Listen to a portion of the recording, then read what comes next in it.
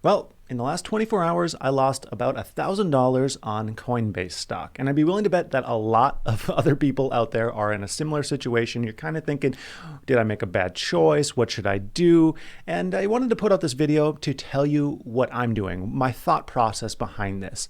And luckily, whenever I make an investment that's based on a ton of diligence, I have a lot of options and ideas in my back pocket. And for Coinbase, I read through pretty much all of their prospectus. I made some modeling as to what to expect share price wise for the next year. And I'm able to, make a purchase and then see this thing absolutely tank and then check back to my research, see if I missed something, see where I want to proceed from there because I have this base of knowledge that went into my investment. That's why it's so important to do diligence and do it yourself. That way you know why you're making decisions, not simply because someone said, hey, this is the decision I made. So I look back at the prospectus, I look back at the model I made, and I thought, you know what, I'm not wrong here. I don't think I'm wrong here. The share price tanked. And I think what happened was pretty much everyone expected this thing to just go to crazy high prices, $500, $600, $700 per share.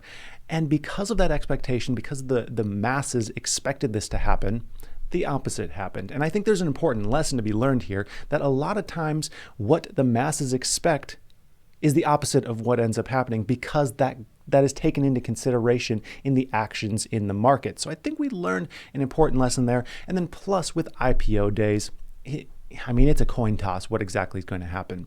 We have to remember, in the short term, the stock market, especially any individual stock, is a voting machine. In the long run, it's a weighing machine. That's Benjamin Graham's classic line, and it is true. In the short run, the share price doesn't really mean much besides a popularity contest. In the long run, it's based on the actual value of this company. And looking back at my research, I'm confident in my research, and I guess here, let's just show what exactly happened and then what I did in response. So here we have the share price. In the last day, we see it peaked just for a second at 429.54, and then really it was a downhill. It just went straight downhill after that. So I was keeping an eye on this. I saw it sink down in price, and I saw it break that 400 mark, break the 390, 380 mark, and it was in the 370s. And I was like, I'm going to make my purchase. I don't think it's going to go much lower than this. It went a whole lot lower than that, but I thought this is well worth the price. At 377 is the price that I actually purchased it at, and then I didn't even look at it after that. A couple hours later, I checked back. I'm already down just about $1,000, and it pretty much just sat there, eked up a little bit. We're only one day in, so we don't really know what exactly the trend is going to be here. The stock is still trying to find itself. But here is what exactly I did. So I made my first purchase here, 20 shares, $377 a share, purchase size of $7,500. And then my second purchase, which I just made a little bit ago, was 15 shares at $331 for a price of just under $5,000 to average that down to an average share price of $358.24. And like I said, before I made this second purchase, I took a look back at my model, and my model is based on their Q1 estimated results. So their Q1 results just blew their entire last year, every other quarter they've ever had, completely out of the water. Total approximated revenue of $1.8 billion, total net income between $730 million and $800 million, and monthly transacting users of 6.1 million, which is the metric that they really use for their progress, for their growth. And then in this, they highlighted 3 different possible scenarios for 2021, a high, mid, and low scenario based on their monthly transacting users between 4 million up to 7 million, with a mid scenario of 5.5 million.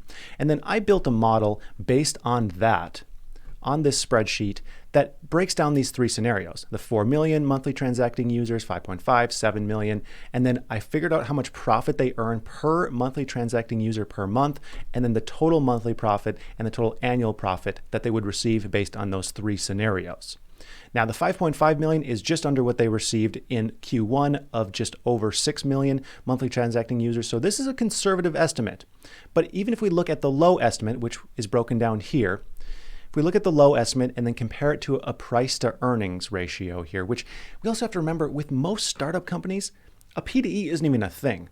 A PDE isn't even existent because they have no earnings. So it's like an infinite PDE. So we're actually dealing with the PDE here on a company on IPO day in an industry that is extremely hot, and they are the brand name of that industry. So that's why It's important to take all this into consideration when you make an investment. But again, do your own research as well. We don't know exactly what's going to happen.